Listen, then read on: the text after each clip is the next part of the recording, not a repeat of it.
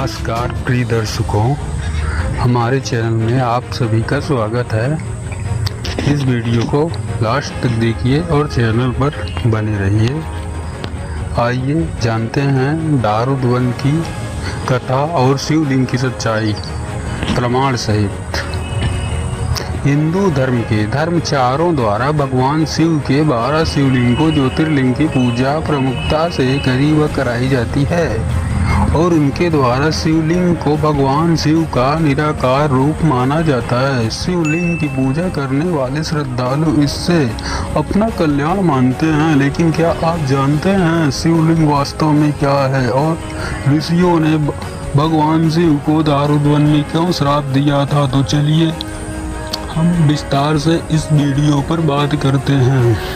ऐसा ही fast India news पर हाल ही में हुई आस्था या अज्ञान तथा शास्त्रार्थ नामक डेबिट में संत रामपाल जी महाराज पर धर्म शास्त्रों को के हुए कुछ आरोप लगाए गए थे।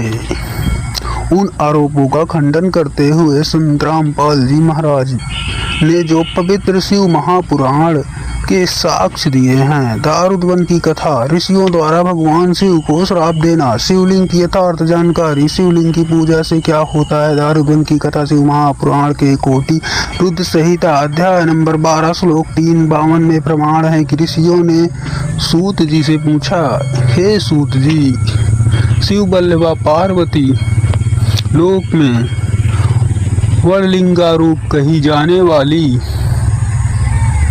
इसका क्या कारण है? ऋषियों के इसी प्रश्न का उत्तर देते हुए सूत जी ने कहा, हे ऋषि श्रेष्ठ ऋषियों, मैंने व्यास महर्षि वेद व्यास जी से जो काल भद्र की कथा सुनी है उसी का आज वर्णन कर रहा हूँ।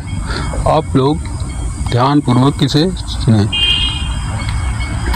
पूर्व काल में दारूद नामक वन में वहाँ नित्य शिव जी के ध्यान में तत्पर शिव भक्त रहा करते थे। वह तीनों कालों में सदा शिव की पूजा करते थे और उनकी स्तुति किया करते थे।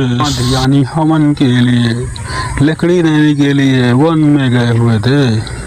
तभी भगवान शंकर वहाँ दिगंबर अर्थात नग्न अवस्था में हाथ में लिंग को धारण कर विचित्र लीला करने लगे। श्री शिव महापुराण 352 ऋषियों द्वारा भगवान शिव को श्राप देना।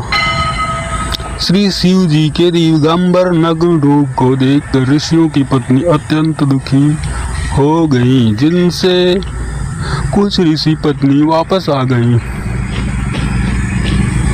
और कुछ स्त्री ने पारस पर हाथ रखकर आलिंगन किया। उसी समय ऋषिवर वन में हवन की लकड़ी लेकर आ गए और वे इस आचरण को देखकर दुखी, चिंतित तथा क्रोधित से व्याकुल हो गए तथा समस्त ऋषि दुखित होकर अपने आप से ही कहने लगे, यह कौन है?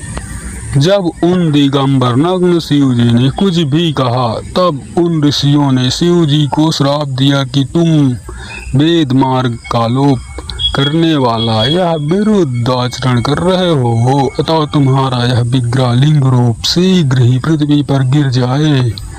जिससे शिव जी का लिंग पृथ्वी पर गिरा और शिवलिंग ज्योतिर्लिंग की यथार्थ जानकारी के बाद वह लिंग आगे स्थित हुआ, अग्नि के समान जलने लगा और जहाँ जहाँ वह जाता तहाँ तहाँ जलता था। वह लिंग पाताल में, स्वर्गलोक में भी उसी प्रकार प्रज्वलित हो भ्रमण करने लगा, कहीं पर भी स्थित ना हुआ। सारे लोग व्याकुल हो उठे और ऋषि गण अत्यंत दुखित हो गए। देवता और ऋषियों में किसी को भी अपना कल्याण दिखाई न पड़ा। तब वे ब्रह्मा जी की शरण में गए। तो आप लोगों ने सुना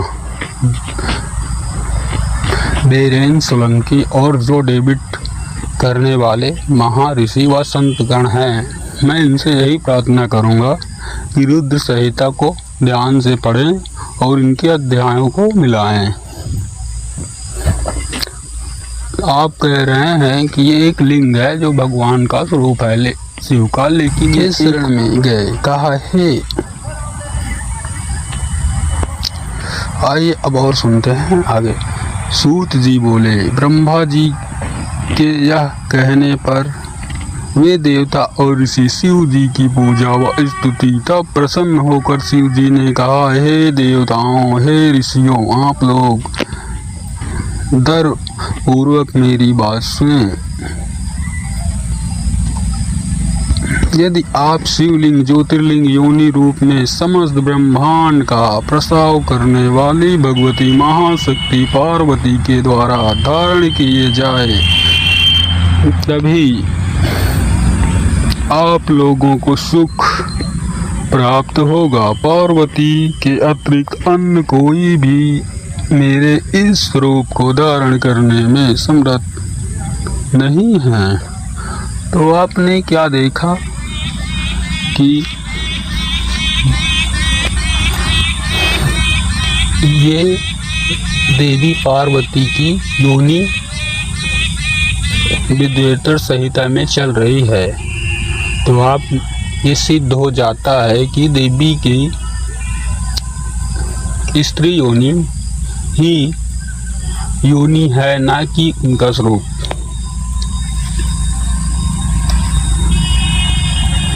उन देवी पार्वती के द्वारा धारण किए जाने पर शीघ्र ही यह मेरा निष्कल स्वरूप शांत हो जाएगा। श्री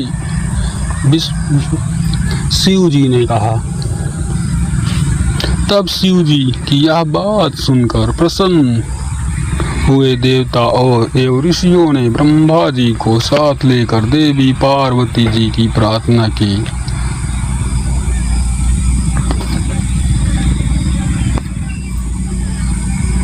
जिससे शिव जी प्रसन्न हो गए और जगदम्बा पार्वती जी भी प्रसन्न हो गई तथा पार्वती जी ने उस लिंग को धारण किया।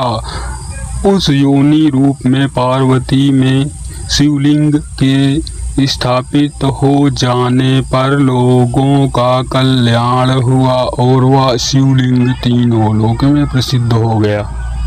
तो अब क्या कहेंगे आप लोग?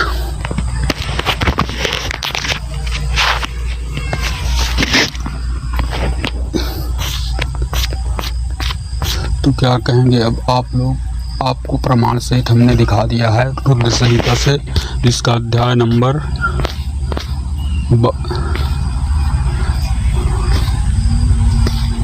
हम आपको 12 श्लोक 3-52 में स्पष्ट रुद्र संहिता में किया गया है।